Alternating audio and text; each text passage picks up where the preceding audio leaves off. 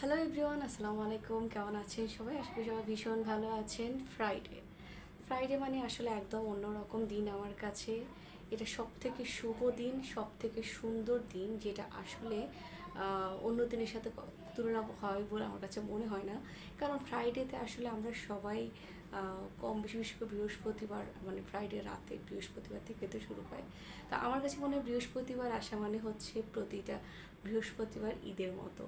কারণ শুক্রবার দিন সব ছুটি, যাদের বাচ্চা আছে তারাও রিলিজ পায় সেদিন, যাদের বিজনেস আছে, চাকরি আছে, তারাও আসলে রিলিজ পায়। সেক্ষেত্রে আমরা আসলে সবাই কিন্তু অন্যরকম একটা দিন আর কি অতিবাহিত করা হয়। তো আমার বিশেষ করে বৃহস্পতিবার রাত হলে বাইরে যাওয়া হয়, ঘোরাঘুরি হয়, খাওয়া দাওয়া হয়, কম বেশি যত রকমের আনন্দ আছে সব কিছুই হয়। তো আল্লাহর কাছে আসলে শুক্রিয়া যে অনেক মানুষ আছে যে অনেক বাড়ি গাড়ি, ভীষণ পয়সাওয়ালা হয়েও এতটুকু এই আনন্দটুকু আসলে পায় না। সবার জন্য আসলে আমার অনেক অনেক শুভকামনা রইল যে সবার জীবনে আসলে এত সুন্দর একটা দিন আমার মতো করে আসুক। অ্যাটলিস্ট আমি চাই।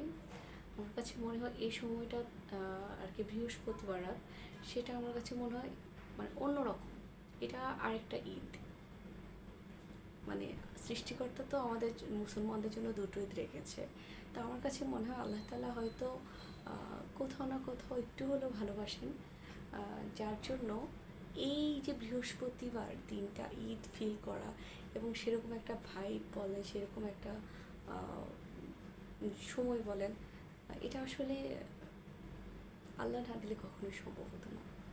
সো আমি আসলে আমার অডিয়েন্সদেরকে বলবো, সর্বক্ষেত্রে যতটুকুই পান শুকরিয়া করতে শিখুন এবং তাতে শান্তি ফিল করুন।